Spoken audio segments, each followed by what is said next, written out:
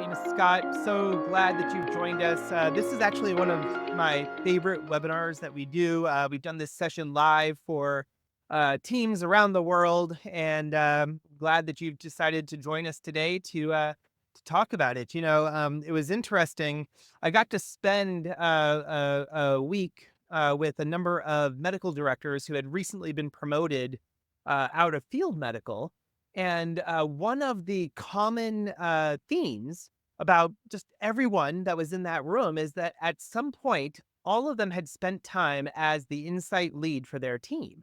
And they all kind of discovered this and realized that it was one of those opportunities, one of those moments where, as a field person, you're able to show your organization a deep understanding of strategy because of how important insights can be towards impacting that strategy. So I'm glad that you guys are here.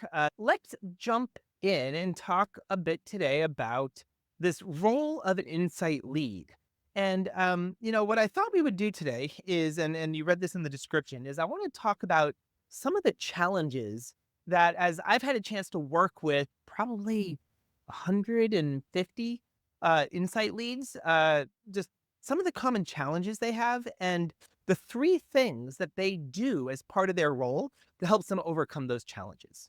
All right. So let me share what those three challenges are. And I'm going to ask you afterwards, which ones resonate with you? Which ones are your biggest challenge? Or maybe it's something different, but let's start just by looking at the three primary challenges. So the three challenges that I hear most insight leads share, right? The first is that their insights, they do all of this work and then the insights disappear into a black hole, right? We do all this work to gather them, to collect them, we run reports, but then they disappear. We don't know if anybody's looking at them. We don't know if they're being used for anything. We're not getting any feedback.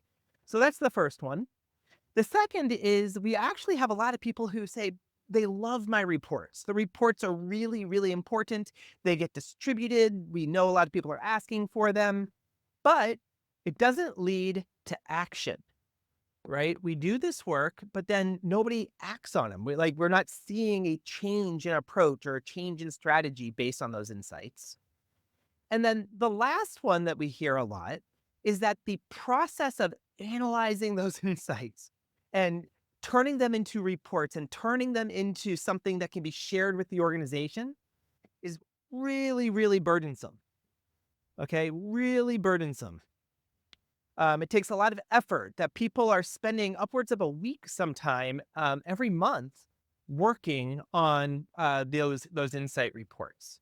Okay, so that's what I'm hearing as I've worked with different teams. I get a lot of people who reach out on LinkedIn asking for advice. So that's what I hear. I'd love to hear from you. What is Just type it in the chat. What is your biggest challenge? The one thing that you really need to push your insights program forward. Might be one of the ones I said, it might be something else, but what's the biggest challenge you're facing right now? Put it in the chat for me. Let's see what you guys got.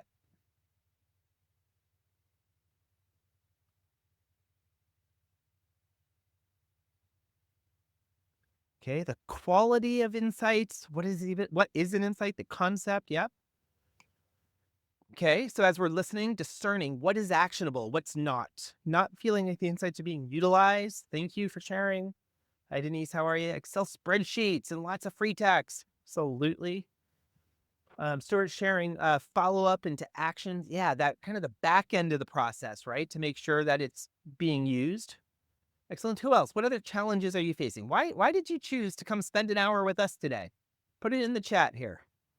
Okay, the quality of the insights, lack of detail. Yeah, so sometimes we capture maybe here's what somebody believes, but we don't have details behind it. Going from insight to implication. Yeah, so if we're starting with insight, but like, what does it mean? What's behind that? What's in it? How to extract this? Yeah, so when we have all this free text, we have all this content. How do we pull out like what's really behind what's being shared? Excellent. Anybody else? Drop it in there. I want to make sure we cover running reports in Salesforce. Oh my goodness. Yeah. So Salesforce. the orange CRM, right? There's all this you can export, but it's not really set up as an insight system to be able to give you answers, right? It gives you data. So we'll definitely talk about that today. Prioritizing the data versus insights. Yep. And no reader to read the report. Yeah. Like, who am I even creating this thing for? Absolutely. Well, I'm actually really glad to see that there's some patterns, right? Some consistency, because if everybody had different problems, it would be really hard to help. But we're gonna drill in because I think that what I'm gonna show you, I've seen over and over and over again get applied, and when it's applied, we're actually able to resolve a lot of these challenges, right? Um, uh, what we're going to do is I'm going to show you how doing these three things well as an insight lead, you can go from insights that go into a black hole to ones that the organization finds valuable, right? That people are seeking it, they're waiting on it, they're needing that data so that they can make decisions. And how we can go from insights that are, and many of you said this, on the back end of that process, don't lead to anything, to actions and being able to drive impact. And then finally, that burdensome piece, right? Yeah, so one of you said it, right? Getting all that data back out of CRM and getting it all in Excel and having to read all your free text, really, really burdensome, and you can't get answers quickly. So I'm going to show you how doing these three things, what I'm going to show you today, can lead to scale. Okay, value, impact, and scale. And if we can do that, and I'll show you what people in real life are doing, right? This isn't a theoretical presentation. I'm going to give you real examples of what people are doing. You can achieve value, impact, and scale in your insight program. Okay. So here's what we're going to do. Um, let's start with just talking about what the role of an insight lead is, right? Because I think that a lot of the insight leads, when we first start working with them, see their role very much in very small pieces, right? They see that their job is to gather data from the field and share it, but they're not responsible typically for the entire insights process. So, what is that insights process?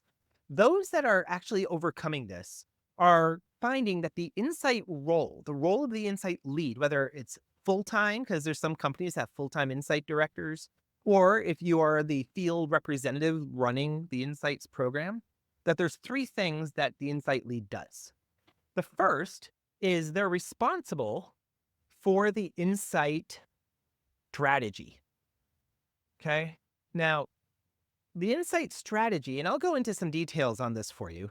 The insight strategy, to me, I find is the most important part. If we do this part well, the other areas become easier.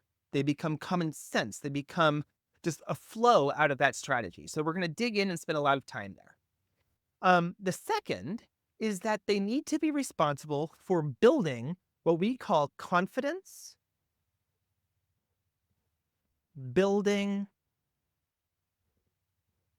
data, right? How do we gather competence building data, right? We need the insights data, and we're going to just really describe the difference. There's data, right? Like what one person says is a data point, right? Looking at a pattern and trend of what 100 people said, that is potentially something that could lead to an insight. Okay.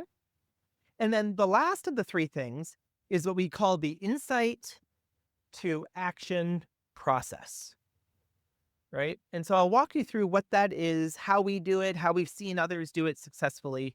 And we're going to give you some practical tips and practical examples about that. Okay.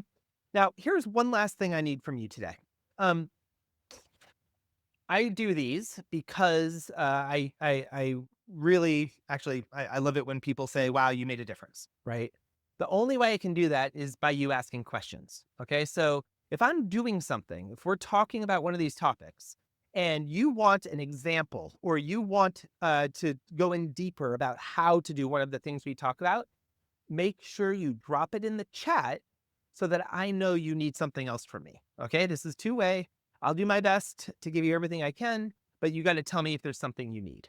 Okay. So let's start then by drilling into our insights strategy piece. Okay.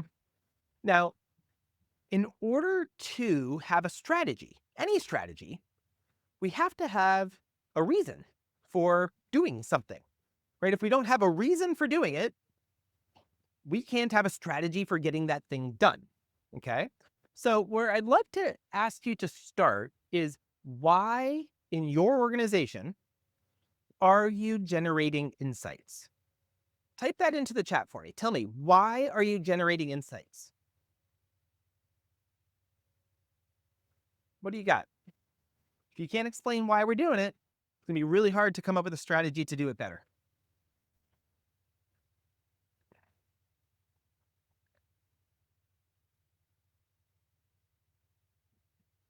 Assess alignment with our strategy and what we need to change. Perfect. Identify issues, barriers, gaps. Excellent. We need to know what's important and resonating. Okay, so there's two things are what's important, but also is the way that we're presenting things and what we're presenting resonating. Excellent. Okay, in order to change and drive strategy, inform our strategy to meet our business goal. Excellent. Identify the needs and align our strategy. Excellent. Good. So that is the place to start to gather information on the disease state and current treatment landscape to prepare for product launch. Great. Yeah. So we're getting ready for launching a product. Excellent. Understanding the therapeutic landscape. What do people need? Yeah, those are all things we need, right? What we find is that when you can start as an insight lead by taking what could seem very complex and maybe vague and have a lot of bits and pieces and narrow it down to two things, two reasons that you're generating insights, it tends to resonate better with the field and with the home office leaders. Okay, so what are those? Well, there's two. So the first is that we want to measure impact against our strategic priorities, right? And some of you said this, right? Insights can be used as a measurement to say what is changing in the scientific landscape, what's changing based on the beliefs that HCPs have over time. And are we seeing an increased alignment to our medical narrative or our scientific communication platform? Okay. That's one reason. The other reason is to increase the confidence that we have when we want to make decisions, right?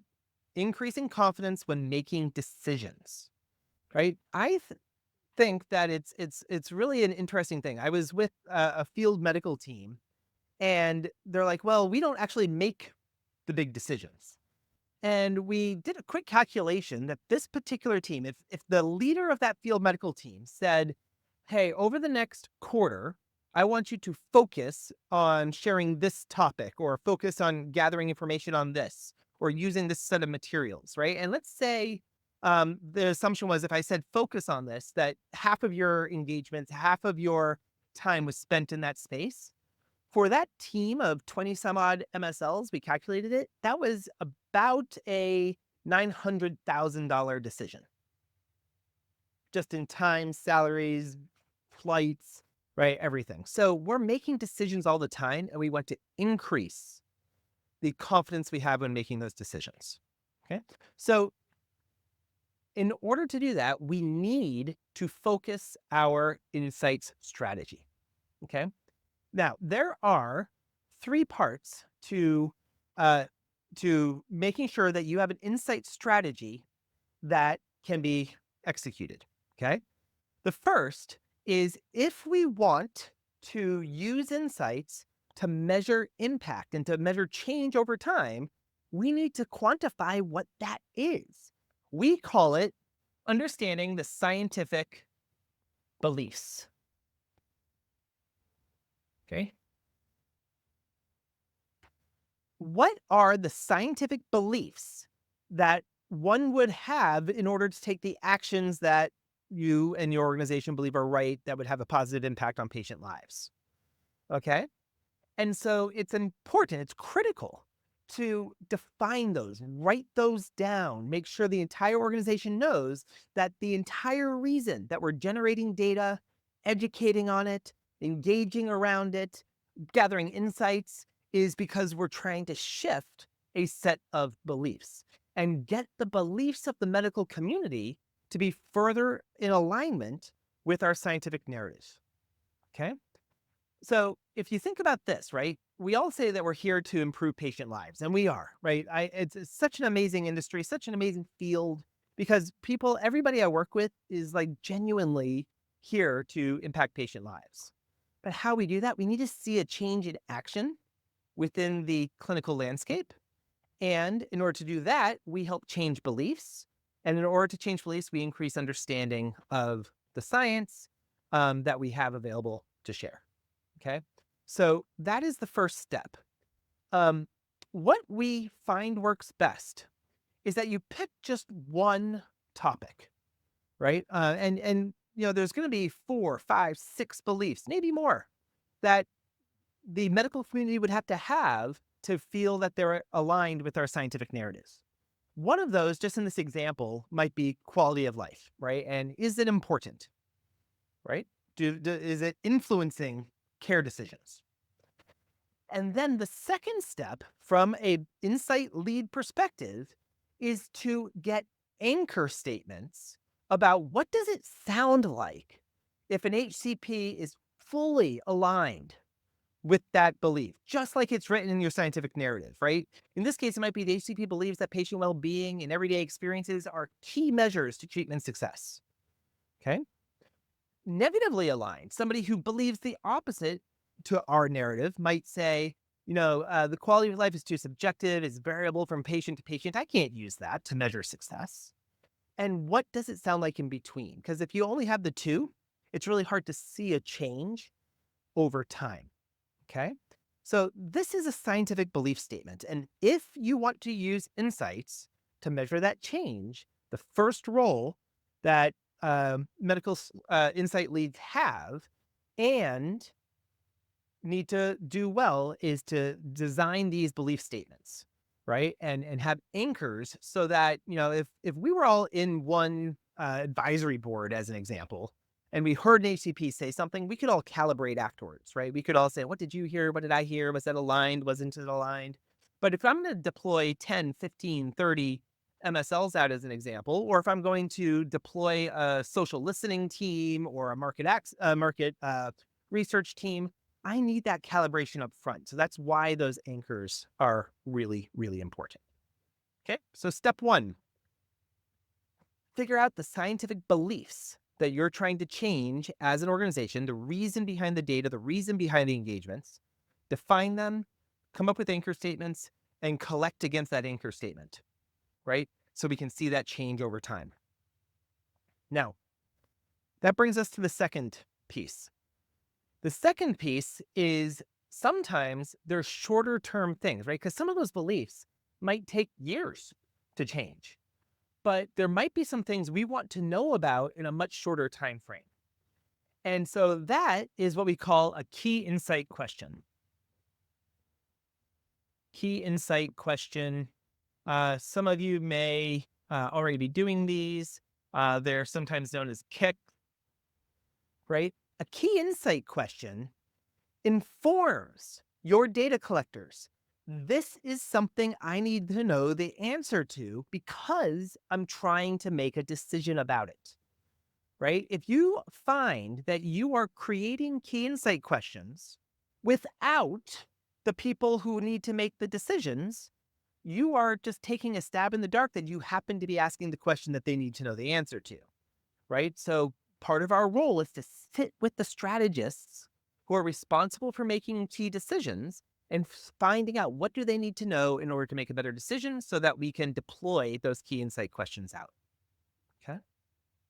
Again, if you have any questions about any of these, I know I'm going fast, drop them in the chat. Okay. And then the last piece, right? The last piece, right? So here's the scientific beliefs we're trying to change. Here's the key insight questions that help us to make specific decisions. The last is we need a deployment plan. Okay. A deployment plan. So if I'm going to then try to organize my organization to go out and get data on something, I have to deploy that out. I need to bring those people together and say, hey guys, here are the decisions we're trying to make. Here are the beliefs that we're trying to change. Here's the information we need so that we're all on the same page.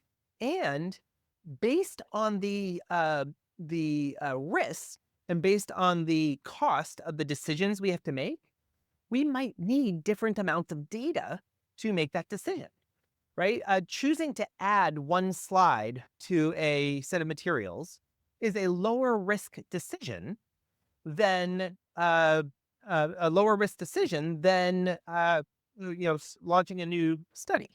Okay. Um, Erica, what are a few different examples of key insight questions? Great question.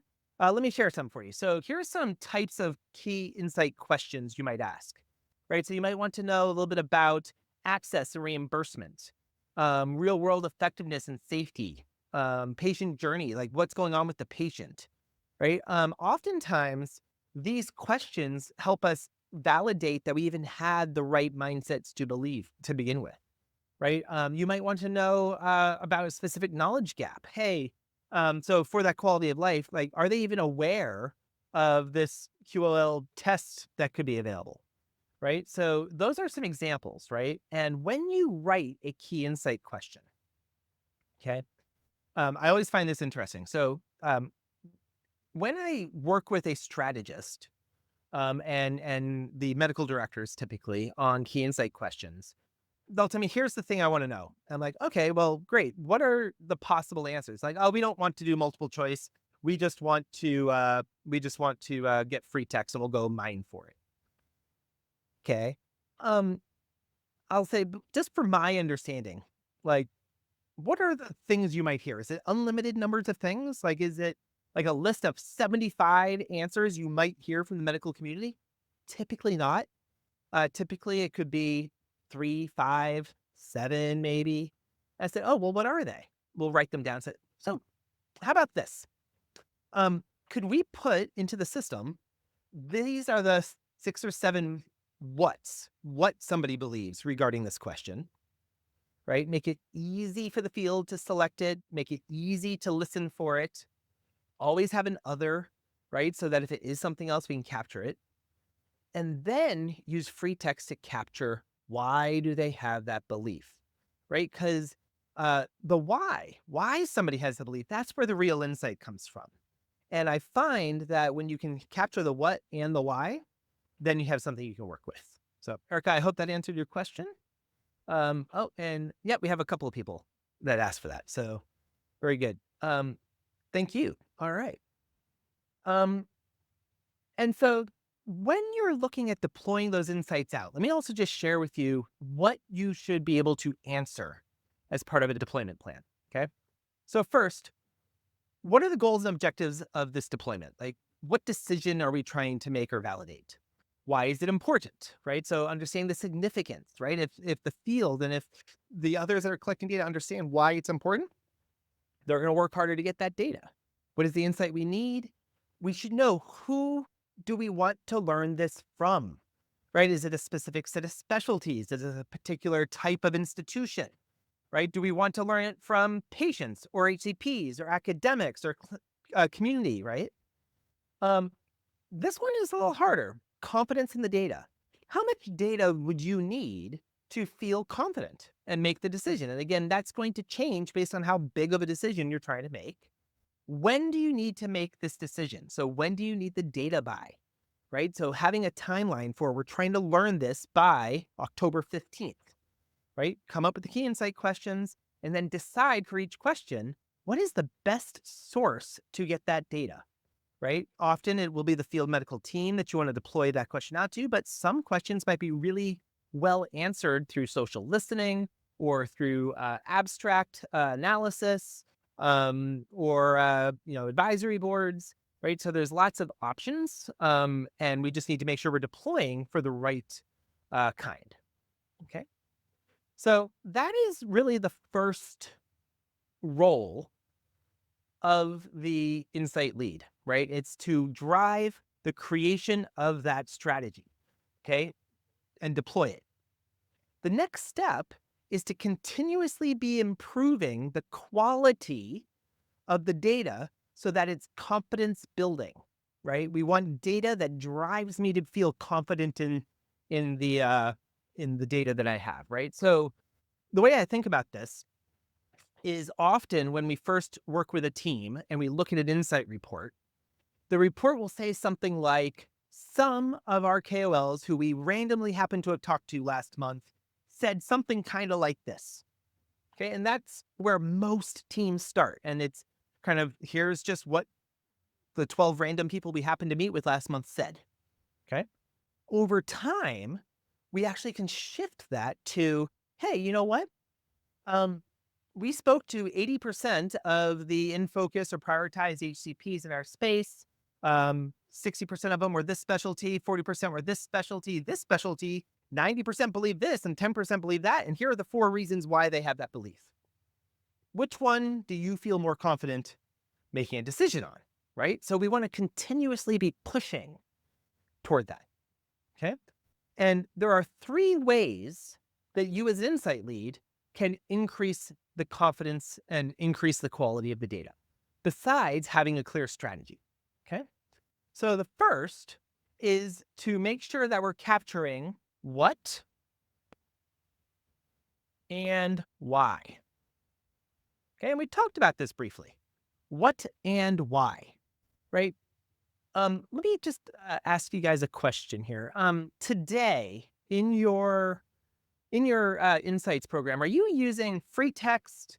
Here we go. Let's just do this. 1, 2, 3, or 4. Are you using free text only, structured only, both, but they're kind of disconnected in 2 different places? Or are they combined where you say, here is what the person believes, structured, and here's why they believe it, free text, and they're connected together? Free text only. Yeah. See, most people, that's where they start. Free text only. Right. And one of the things that is, everybody's like, oh, well, AI will do it for me. What we're finding is that AI can summarize a set of text, but it doesn't yet really understand what's valuable, what's not, and it's having a hard time separating what and why. Right. So by combining those 2, I'm glad to see, a quarter of you are already taking free text, up 30%. It's growing by the minute. Um, are already combining those, right? And so we want to drive that as the insight lead. We want to say, here's what we believe, capture that through multiple choice, structured answers that we're able to quantify easily, and then capture the why. And the biggest not barrier, right? The biggest mindset belief that I see teams running into, which is why they don't move down this way, even though I'm seeing it as the most effective, is they say, well, if I give you a list of 6 choices of things to look for, then you're going to miss the real insight. And we checked, right? We had actually teams that have done it both ways, and they find the insight. It comes down to, hey guys, we're just making it easier for you to select one of these, but you always have other, and you always do it based on the conversation, right? These aren't interview questions. Dr. H, which of these do you believe, right? It's in our conversation anyway, and then you go back and reflect on it and answer the question. This isn't, hey, I've got 6 questions for you. Okay. So that's step 1, is you need to structure your collection for what and why. The next is to use multiple sources. Multiple sources of insights, right? So most teams, they will start with a field medical strategy around insights. Okay. But over time, we can actually start to have more sources. Now, here's where you can start, right? So the first is that you could use multiple sources. You could use field medical, you could use social listening, you could use ad boards and do those independently. What we find that most advanced teams do is actually put together a process for learning the answers to the questions. And so what they'll do is they'll start with, hey, let's deploy the field team to gather 100, 200 data points on this question. Okay, so they'll go out and get the data. And then they'll share that report at an advisory board, right? Hey, HCPs, trusted advisors, we talked to 150 of your colleagues, and your data is in here too. And here is what you guys said that you believe, and here's why you believe it. What do you think? What should we do about it? Right? And so now you're not just repeating yourself with a small subgroup, you're moving the learning along. You're taking it to another step. Okay?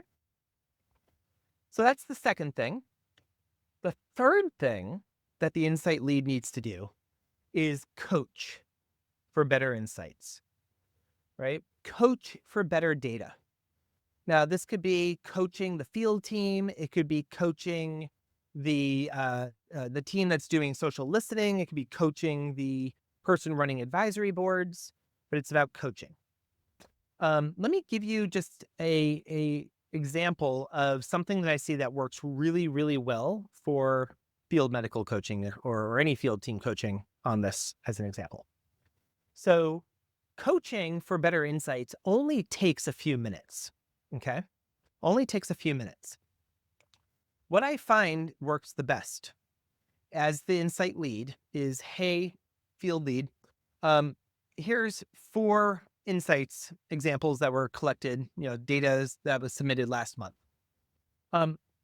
Put it up on the screen for the first 5 minutes of your field team meeting. But don't ask the question that most people ask. Most people say, hey, I want you to evaluate this. Tell me if it's good or bad. That puts people on the spot, right? Instead, it's a different question. The way to coach for better insights is to say, hey, every data point that you've collected is always one question away from being more insightful, from being more helpful, from being more useful. Just one question away, right? So here's an example, and it might be great. It might be lousy. It might be useful. It might be not useful, but it's an example, right? And the question to ask is, what one question could you have asked, if you had thought about it in the moment, to make this more useful, to make this more insightful? Okay. And what I find is that at first people go, oh, yeah, okay, here's a question, and they'll answer it, they'll share, and you'll get some alignment. And after 2 or 3 times doing this, it's always magical. Somebody goes, that one was mine, and this is the question I should have asked, and I didn't ask it. This is the question I'm going to ask next time, right? And now you're making progress because people are self-assessing after the interaction, getting better themselves. Over time, you'll see that people can start to just ask the question live in the session and bring in better data, okay? So that is just a quick tip on coaching. I hope that's helpful. And then I think the other thing that's really important around this confidence building data is to make sure that you are making it easy for the team to collect, right? They shouldn't have to be going to 5 or 6 different places. They shouldn't have to be writing out long paragraphs of things. Let me just get a quick pulse check on how you guys are collecting data today. Here we go. Let's use this. So just 1 through 9, are you putting your insights into a system today? One of the most powerful business systems in the world is called Excel. It counts. But just put your number in here, 1, 2, 3, 4, 5, 6, 7. Like, where are you putting that insights data today? Most people are CRM only, Salesforce CRM. Okay, spreadsheets, PowerPoint. Cool. That is where you start. Okay, and it's fine, right? What I do find is that there's a lot of advancements out there that can actually help increase the quality of your data by using one of these other plugins to Viva. So, or to whatever CRM you're using, orange, blue, doesn't matter. So what you want to do is, yes, you want to keep your field team, as an example, in the tool where they are most of the time, right? So if they're in their CRM, you don't want them going somewhere else. That's great. By looking at some of these other tools, and we have one, it's called Quell, I'll use it as an example, it can work inside the CRM so that the field team feels like they're in one spot, but you get all this better functionality right? Of AI coaching and better question structure and all that. But then also, you want all of those other sources of insights to be able to put into that same system. Okay. So do look at your system. Is it easy for people to put in? And is it the type of thing that you have a lot of people looking into? Okay. And Anthony, thanks for sharing. Yeah. So, that's a good AI platform for reporting, right? Um, think about it holistically from the data collection all the way through the reporting and analytics. All right. Um, by the way, yes or no in the chat. Or who's using AI already to analyze your insights? Who's using AI today? Anybody start that yet? No, no, yes. Yes, good. Yes. Let's let me push a button and see if I can get a percentage here. Look at that. It's like magic. 62% are already using AI. And 10% wish they were. Excellent. Yeah, AI is just an amazing advancement, right? In the ability to analyze insights. It's one of the first and earliest use cases for medical affairs. Um, as we go into this last section, we'll talk about AI for just a moment. Let me share this. Okay, so the last role, right? The insights to action process. It starts by being able to do an analysis.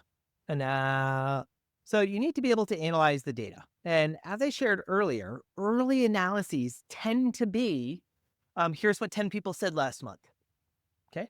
Maybe over time you say, hey, here's some patterns and trends. But over time, where you really want to get to is here's the structured answers, and then here's the why. And if you don't have that structured data, it's really hard to teach AI to go look for that. Okay. So there's three things that you want to do in your analysis. One, you do want your volume metrics, right? I will make a different decision if you tell me 4 people said something versus if 400 people said something. Okay. It's not the end all, but we do need volume, right? You need to be able to count these things. Okay. The second is you want to provide the answer, right? It's amazing to me how many times I read an insight report and say, okay, so what was the answer? Like, don't just tell me X% this, X% that, X%. Like, what is the answer, right? What is the conclusion? Okay. And then finally, you want to provide the detail behind it, right? And so what we find works best from an AI perspective, okay, is that you want to actually combine. So like in Quello, what we do is we combine traditional reporting with AI summarization, okay? Because the volumes and what the answers are, those are better done using an analytics platform. Say 77% said A and 10% said B, and like it's better than AI doing it. Okay. But then when I say, wow, what's the difference between what the people that chose A and the people that said B? What's the difference between those? Yeah. AI is really good at that, right? If you've collected it that way and you're able to present it to the system that way. Okay. If anybody would like to talk AI, we could do like a whole nother session on AI.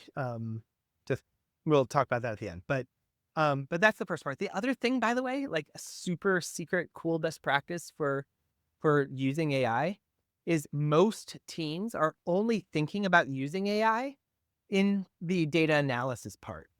Okay. All right. Would love to do a session on AI. Matt, you're on the line. Let's cue it up.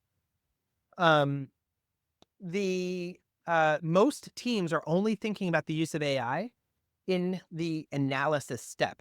We collected all this data. Let me use AI to find an answer. One thing that we found has been just absolutely amazing is moving AI up to the collection process. So, like, for example, in Quello, when a MSL or a data collector of any type is putting in the insights, AI is reading that insight and going, is that really an insight? Hey, uh, like what you just typed. So let's say somebody typed, Dr. Smith will be at ASCO next month. It'll go, that doesn't explain why he has this belief. Did you learn that? Right? And it asks follow-up questions to help me get better data up front so that I can use it in the analysis later. Right? And it does a bunch of other things like that, but be thinking, if you're thinking about AI, if you're using it, some of you are, think about it from beginning to end. Where are all the places you can improve quality, make things easier and faster from the beginning? And if anybody wants to see how we do it, feel free to just shoot a note in the chat to say, I want to see it, and I'll send it to you. Okay. Good. So then the next step, okay, and this is where a lot of insight leads don't see it as their role, but we actually have something called an action meeting. So often the insight report gets sent out. And what we find is that the majority of the time, when we talk to a team that sends out their insight report, they don't actually lead to actions. And so what we need to do as the insight lead is actually facilitate the insight to action meeting. The agenda for an insight to action meeting is, hey guys, here is always start with, here are the questions you needed answers to. Look at that. You had questions for me to go get answers to. This isn't about me. This isn't about what my team did. This isn't like getting credit for 75,000 interactions or whatever, right? You asked me to go get you information so you can make a decision. Here was what you asked us for. Remember? Good. Here is the answers to that question. And here is why they have those beliefs. What do you think about that? And then the next question is there something that we can do about it? And one of the tricks is to ask 3 times. What can an individual, affiliate, team, locally you do about this? What should we do or handle at a regional level? And what do we need to make sure global has on their radar?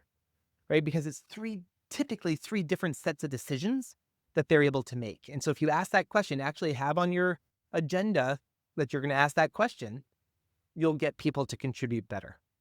Wonderful. Now, if possible, hey, is that something that you're planning to do? When is that going to happen? Great. Now, here's that last step, okay? Here's the very last step. After that meeting, because even some of the teams that do that meeting and do that meeting really, really well, they forget this last piece, and it is so easy, and it just drives me bonky. Here's what it is. The last step, feedback. It's amazing. I had a session where I had medical directors in a room and I had field teams in a room. And I asked the field team, hey, can you name one decision that was made as a result of the insights that you've collected? And they couldn't. They couldn't tell me one. But then the medical directors, they said, I'll tell you some. And they had a list of decisions that were actually being made because of insights that they had gotten, but nobody thought to tell the people that are generating the data. What do you think the impact is of telling the people that are collecting the data that it's being used for something important? What do you think? Do you think we got more insights collected that following month? Absolutely. Okay. So that is one of the most easy but overlooked steps, is to make sure that you are providing feedback, right? And providing feedback back to the team that is generating the data. Okay. So those are the 3 roles, right? It starts by really crafting a meaningful insight strategy that is starting at, here are the beliefs we're trying to change. And if we're going to measure change, having anchor statements. If you know Linda on our team, she's probably crafted 300 belief statements in the last year and a half for teams. So if you need help driving, like, what does that look like? Just put it in the chat. We'll reach out to you and I can have her help. Second is What decisions are you trying to make and what data do you need? Those are your key insight questions. And then have a deployment plan. What do you want to know? When do you need to know it? How much data do we need? Build your confidence building data. Make sure it's structured as what and why. Collect across multiple sources, right? Your ad boards, your social listening, things like that. And then coach, right? Look at the data and give feedback, right? It's not punitive. It's always about what one thing could have made this more insightful. Drive the insights to action for us. So your analysis should answer the question. It shouldn't just be a list of the data. Drive that action meeting, facilitate it, have an agenda, drive, and then make sure you provide feedback. And here's what I find. Here's what happens is that when you have a meaningful insight strategy, okay, when you have a meaningful insight strategy and you're getting data that aligns to it, that's where the value comes in, right? Value goes up when you start with what questions are you trying to answer, and I go and get data to answer those questions. Value increases, okay? How do we make sure that that leads to some type of impact? Okay, how do we make sure that it leads to an impact? Is when we take that data and we facilitate the action meeting, right? This is where the world of impact is. If this is your biggest challenge, look into these two and see from what we talked about today what you can be doing better.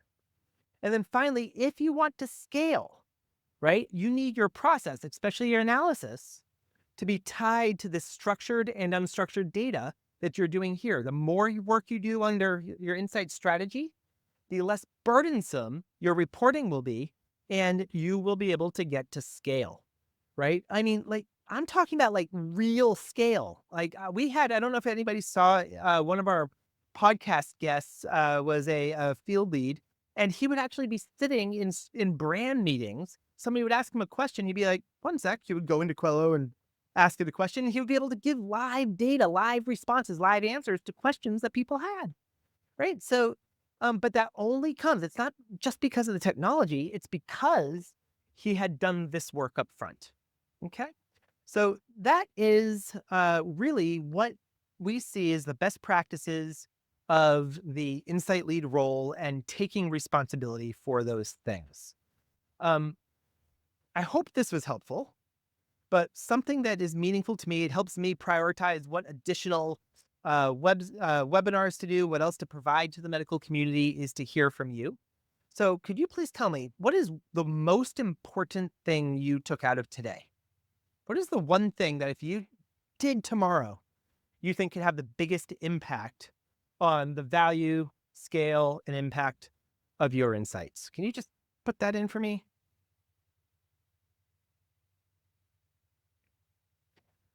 No problem, Anthony. We have a recording for you. Getting the feedback to the team. Love that. What else? Feedback to the team. Narrate the insight to action framework. Excellent. What else you got?